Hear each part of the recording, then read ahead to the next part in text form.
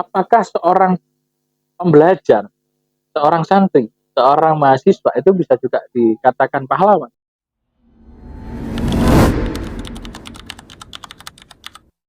Baik, Assalamualaikum warahmatullahi wabarakatuh. Assalamualaikum warahmatullahi wabarakatuh. Kembali lagi bersama kami, sahabat Syafi'i, di obrolan cerdas spiritual. Momentum November merupakan momentum hari bersejarah paling bersejarah dalam perjuangan Indonesia, yakni adalah Hari Pahlawan. Seminggu menjelang pahlawan, kita harus tentu banyak ngobrol, banyak diskusi tentang pahlawan. Nah, di series kali ini bersama kita ada peneliti dari Universitas Malang, Bapak Dr. Imam Syafi'i, MPD, selaku dosen dan peneliti. Kita akan membahas, sahabat-sahabat sekalian, hal-hal yang berkaitan tentang tema pahlawan, pendidikan santri, 3 wajah perjuangan. Sebagai generasi pemuda, kita mestinya mengilhami sosok pahlawan. Wajah pahlawan tidak sekedar kita maknai sebagai sumber perjuangan semata yang telah lalu, melainkan pahlawan merupakan wajah baru untuk Indonesia baru, bagaimana semestinya yang tercermin dalam pendidikan, dalam dunia pesantren, dan dunia kemahasiswaan. Nah, ngomongin 3 poin ini Pak, pahlawan, santri, hingga mahasiswa ataupun siswa, kalau dengar kata pahlawan itu menurut Bapak itu apa yang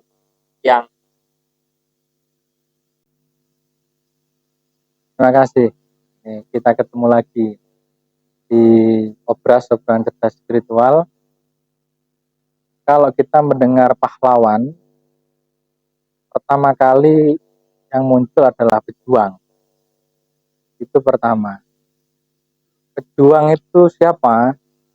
Orang yang memikirkan orang lain. Itu pejuang. Jadi tidak hanya berpikir untuk dirinya.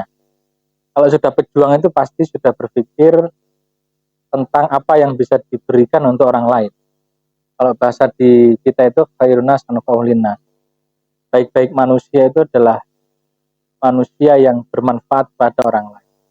Jadi kalau orang yang sudah dikatakan pahlawan, yaitu adalah orang yang memperjuangkan sesuatu bukan untuk dirinya, tapi untuk orang lain, untuk bangsa, untuk negara, dan untuk kepentingan lebih luas atau lebih umum. Misalnya satu contoh yang paling dekat dengan kita, misalkan di NU ada Gus Dur. Ya. Semua kenal siapa itu Gus Dur, dan Gus Dur juga sudah menjadi pahlawan nasional.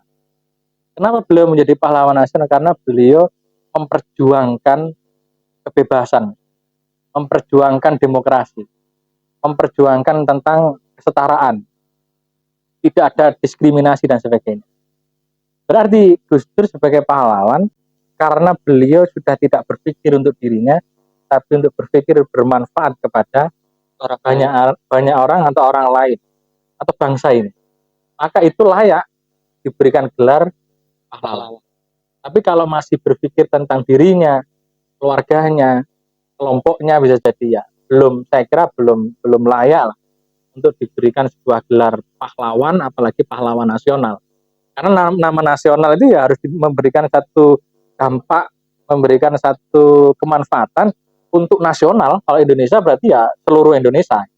Ini kan ini yang saya kira harus dipahami oleh semua kalangan, bahwa pahlawan tidak hanya sebatas cap, tapi pahlawan itu betul-betul memberikan satu ruh bahwa manusia atau orang yang memperjuangkan untuk orang lain atau banyak orang.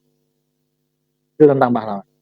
secara definisi, secara ontologinya begitu komprehensif sekali ngomong soal pahlawan. Cuma pertanyaan yang muncul seperti ini Pak, kalau pahlawan itu selalu identik dengan kejadian masa lalu, lantas kepribadian seperti apa yang kemudian pantas untuk kita tularkan hari ini selain dari semangat perjuangan? Saya kira memang ini penting ya, apalagi di momentum November sebagai bulan pahlawan ya. apakah pahlawan hanya sebatas kita berbicara tentang masa lalu, akan tapi sebenarnya kita juga bisa untuk berbicara tentang masa depan. Apa yang sudah disiapkan oleh generasi muda hari ini untuk mengisi kemerdekaan misalnya. Apa artinya sebuah kemerdekaan yang itu diperjuangkan oleh para pahlawan kita masa lalu, tapi setelah merdeka kita tidak mempersiapkan diri untuk menjadi pahlawan-pahlawan itu sendiri. Kalau kita misalkan ada satu kata-kata yang menarik menurut saya adalah Subhanul Yaum Rijalul Ghad. Anak muda hari ini itu adalah penerus atau pemimpin masa depan. Nah, kalau itu menjadi satu cara kita berpikir, maka anak muda hari ini harus menyiapkan dirinya untuk menjadi seorang pemimpin atau penerus bangsa ini, penerus Indonesia ini. Maka saya kira pahlawan harus dimaknai lebih luas daripada sebatas berbicara tentang masa lalu atau orang yang berjuang di masa lalu. Tapi hari ini saya kira orang yang berpikir untuk banyak orang, untuk masa depan bangsa ini juga bisa nanti menjadi pahlawan di masa berikutnya. Nah, anak muda hari ini harus disiapkan seperti itu. Sangat lengkap sekali. Mungkin bisa sambil diminum Pak, karena Siap. ini pembahasannya sangat lengkap dan rinci, sahabat-sahabat. Kita perlu energi. Dan memang belum ada capnya ini ya. Belum ada brandnya. Masih nunggu iklan kayaknya ini ya. Masih nunggu iklan gitu.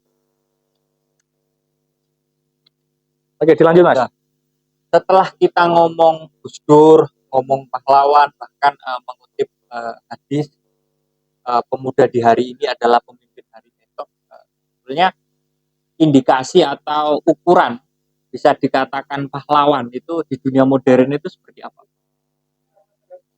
Kalau hari ini, kalau tadi satu dasarnya adalah orang yang berpikir atau memperjuangkan orang banyak, maka kalau kita tidak tariannya pahlawan nasional ya, tapi pahlawan, bisa dikatakan seorang orang tua yang bekerja dan sungguh-sungguh bekerjanya untuk menghidupi anak-anaknya, untuk memberikan satu jaminan pendidikan kepada anak-anaknya, itu bisa dikatakan pahlawan. Kenapa? Karena dia tidak berpikir untuk mendapatkan sesuatu dari apa yang diberikan kepada anak. Itu lebih, saya kira lebih bisa dimaknai lebih umum gitu ya, lebih luas gitu ya. Bahwa seseorang yang memberikan sesuatu kepada anaknya, misalnya untuk pendidikannya, untuk bagaimana dia mempunyai satu pengetahuan yang luas dan sebagainya, tanpa dia berpikir untuk mendapatkan sesuatu dari anaknya, itu juga bisa dikatakan pahlawan di keluarganya. Jangan gitu. Misalkan dalam satu organisasi, dia memperjuangkan tentang bagaimana sebuah ideologi, misalkan Pancasila, misalkan satu pemahaman Islam rahmatan lil alamin, misalkan. Itu betul-betul diperjuangkan untuk dipahami oleh masyarakat umum, itu juga bisa dikatakan seorang pahlawan di organisasinya itu, untuk menghidupi organisasi itu bagaimana eksis terus misalnya. Artinya pahlawan tidak hanya sebatas kita manai sempit, tapi bisa kita manai lebih luas. Misalkan begini, apakah seorang pembelajar, seorang santri, seorang mahasiswa itu bisa juga dikatakan pahlawan? Bisa juga dikatakan pahlawan untuk dirinya sendiri. Kenapa? Karena dia berusaha untuk menghilangkan kebodohan dirinya, untuk selalu belajar bagaimana mengerti tentang kehidupan ini, bagaimana menjadi manusia sosial, bagaimana menjadi manusia struktural misalkan, bagaimana menjadi manusia yang taat agama, taat negara dan seterusnya. Itu juga bisa dikatakan sebagai pahlawan untuk dirinya sendiri. Ini saya kira akan menjadi sangat menarik kalau kita tarikannya dari sisi pendidikan misalkan.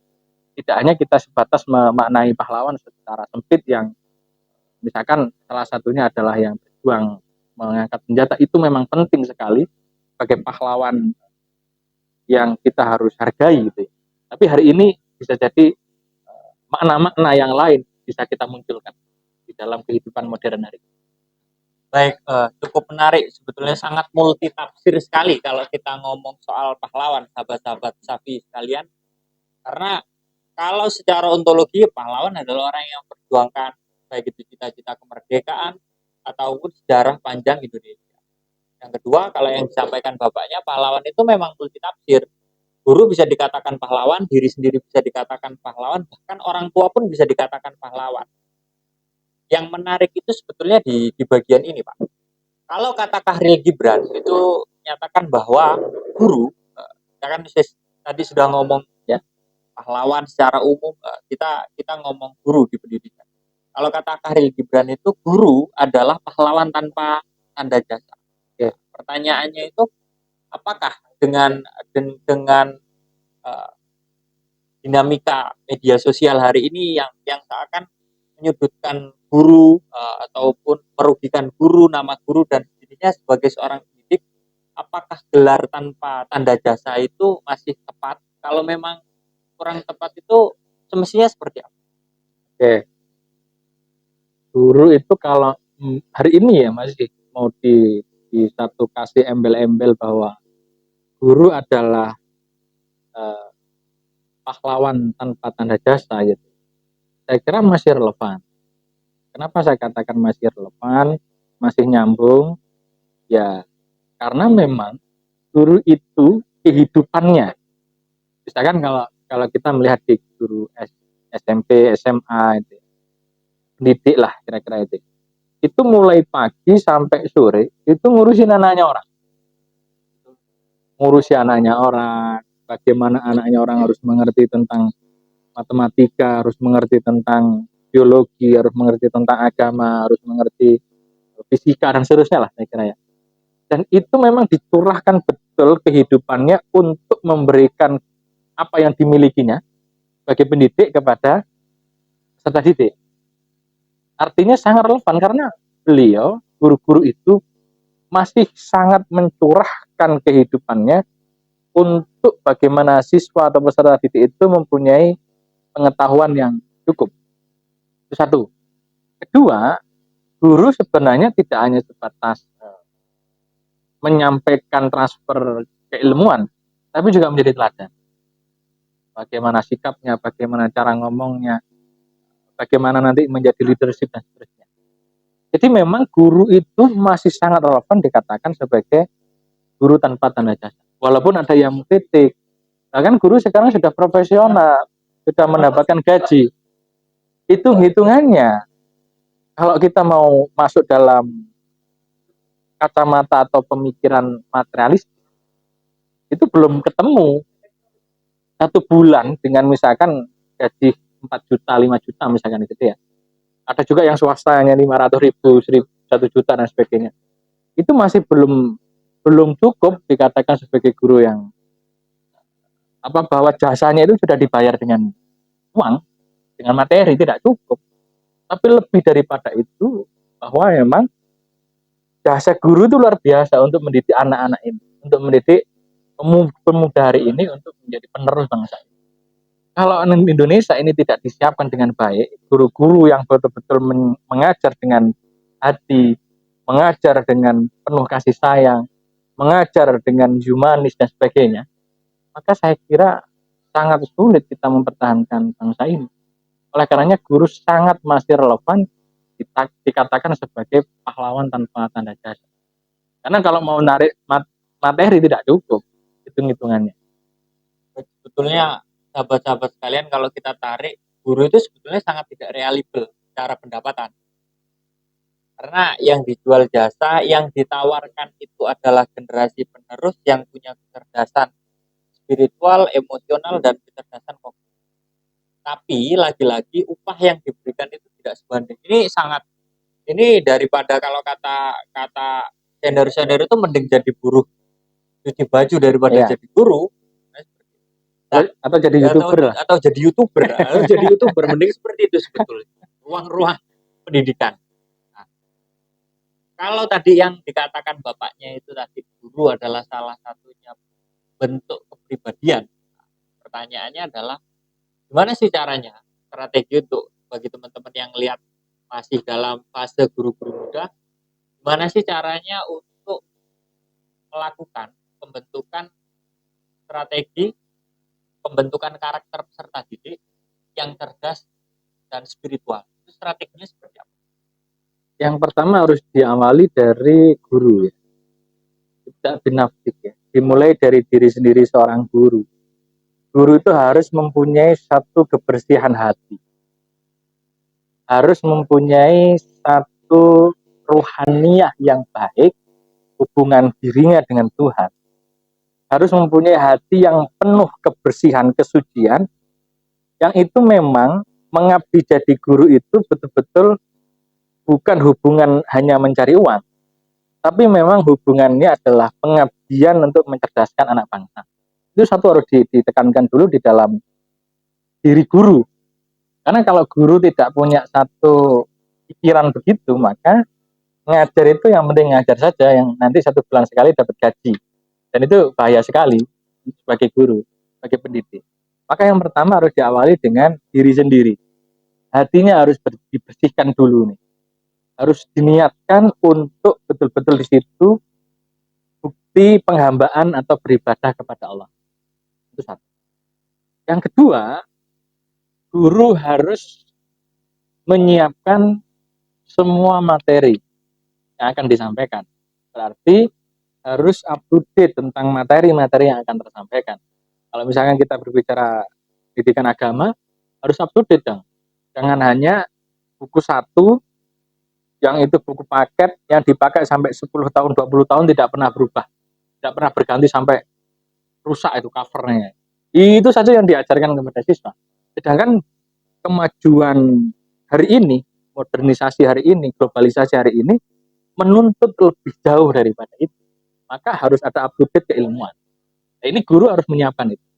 Ini yang kognitif dulu nih ya. Nah, baru nanti setelah itu ketika kognitifnya bagus, cara penyampaian metodologisnya bagus, bagaimana bisa membuat seorang siswa itu nyaman di kelas, tidak harus terlalu tegang, menakutkan, killer di kelas, tidak. Hari ini itu harusnya memang pembelajaran itu harus yang fun, pembelajaran yang menyenangkan, pembelajaran yang menarik, inovatif, memberikan kemudahan kepada siswa untuk ikut aktif di dalam proses pembelajaran. Itu harus dilakukan. Nah, setelah itu baru berbicara tentang bagaimana seorang guru menjadi teladan. Guru menjadi contoh kehidupan. Misal satu contoh yang sederhana saja kalau kita berbicara tentang pendidikan agama misalnya. Tidak mungkin siswa itu akan mengikuti gurunya mengajak sholat zuhur, sedangkan gurunya pas zuhur justru nih ngantin makan misalkan atau minum, terus dia ngajak-ngajak ayo sholat zuhur misalkan gitu ya, tapi tidak ikut sholat zuhur tapi justru ke kantin misalkan. Ini problem. Sedangkan guru itu adalah teladan, digugu dan ditiru. Nah, ini yang saya kira agak sulit hari ini ya. Kalau guru itu betul-betul menjadi teladan, kalau itu kesadaran diri bahwa guru itu menjadi teladan, maka seorang guru itu harus mempersiapkan diri secara fisik, secara mental, tidak hanya menyiapkan keilmuan tadi yang harus disiapkan ya, tapi juga harus menyiapkan secara jasmaniahnya untuk menjadi teladan. Dia harus dengan kesadaran yang tinggi bahwa dimanapun dia berada itu menjadi contoh. Di sekolahan menjadi contoh, waktunya sholat, ketika makan juga harus memberikan contoh, ketika komunikasi harus memberikan contoh, dan seterusnya. Ketika dia memimpin menjadi leadership misalkan itu, atau pemimpin, dia juga harus sadar bahwa dia itu menjadi contoh. Maka ini kalau dilakukan dengan baik, peserta didik itu akan betul-betul secara alamiah akan mempunyai satu pengetahuan yang bagus, mempunyai kepribadian yang unggul, yang baik untuk bangsa ini, untuk Indonesia ini yang membutuhkan orang-orang yang berilmu, cakap, tanggung jawab, dan berakhlak juga. Itu yang tujuan besarnya saya kira. Ngomong soal tujuan besar seorang guru ternyata sangat lebar. Karena rata-rata yang saya ketahui itu guru ya kerjanya cuma ngajar, ngasih PR, terus bikin pusing siswa. Ya, gitu. Nah, ini selaras dengan apa yang disampaikan Paulo Freire bahwa pendidikan bukan hanya transfer knowledge atau transfer pengetahuan, tapi guru harus mampu jadi pendidik pengajar dan memberikan motivasi lewat kepribadian. Dari guru kita bergeser ke santri, Pak. Oke. Nah, segmen seorang guru, kemudian segmen seorang santri itu akan erat kaitannya. Satu pun soal tarbiyah dan pendidikan. Nah, pertanyaannya, dalam momentum pahlawan 10 November, karena saya sendiri juga saya itu berangkat dari keluarga NU, tapi kurang tahu sejarah panjang 22 Oktober. Katanya itu punya santri punya peran. Punya peran. Menurut Bapak, apa sejauh mana sih perjuangan besar santri terhadap kemerdekaan itu? Ini sebenarnya sesi yang tersendiri ya kalau kita berbicara tentang perjuangan santri untuk kemerdekaan. Panjang sekali ya tentang gerakan-gerakan pasukan-pasukan yang disiapkan di santri itu. Tidak hanya yang momentum yang sangat penting yang tidak boleh ditinggalkan oleh semua orang, itu adalah resolusi jihad. Seruan jihad yang diterukan oleh Mbah Hasyim Asy'ari Jombang itu menjadi satu kekuatan yang dahsyat para santri untuk berbondong-bondong bersama untuk siap mati untuk bangsa Indonesia. Siap mati untuk kemerdekaan negara ini. Itu adalah seruan yang luar biasa resolusi jihad.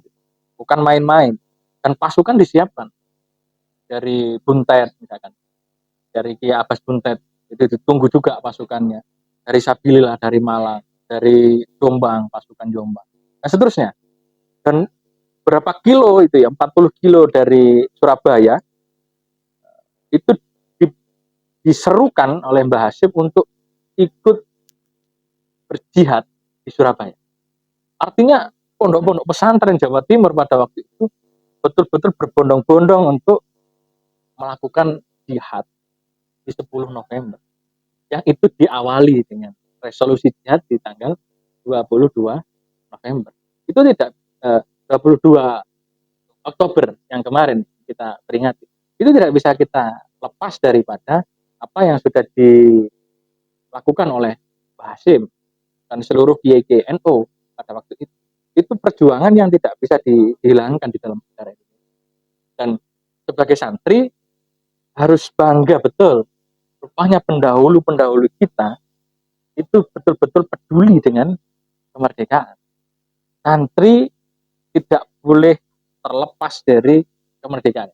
Santri tidak boleh acuh tak acuh dengan Hari Pahlawan. Kenapa? Karena kemerdekaan itu adalah ruang yang terbuka untuk bagaimana kita bisa melakukan aktivitas dengan bebas. Tanpa kemerdekaan kita tidak akan mampu untuk menjalankan kebebasan apapun. Oleh karenanya ada orang yang mengatakan bahwa kemerdekaan ini hanya kamuflase, kemerdekaan itu tidak ada artinya, kemerdekaan hari ini belum menjadikan kemerdekaan yang sesungguhnya, iya. Tapi saya kira kemerdekaan itu adalah ruang yang terbuka untuk kita mampu untuk melakukan suatu kebebasan itu. Tanpa ada kemerdekaan kita tidak mampu untuk melakukan kebebasan yang kita lakukan. Oleh karenanya kemerdekaan itu adalah keniscayaan yang harus kita terima, walaupun ada titik-titik tertentu yang masih belum merdeka, oke. Tapi kemerdekaan tidak boleh ada orang yang mengatakan apa pentingnya kemerdekaan kalau kita masih miskin. Tidak boleh ada orang mengatakan begitu sebenarnya. Karena apalagi tanpa kemerdekaan, kita tidak akan pernah mendapatkan kemakmuran di dalam berbangsa dan bernegara di Indonesia. Merdeka aja belum makmur, apalagi nggak merdeka itu. Kita tahu bagaimana Jepang menjajah kita. Kita tahu bagaimana Belanda menjajah kita, gitu kan? Kita tidak bisa diberikan kemudahan apapun. Kita disuruh kerja rodi, tapi penghasilannya kita kerja paksa, penghasilnya diambil oleh penjajah, dibawa ke negara lain.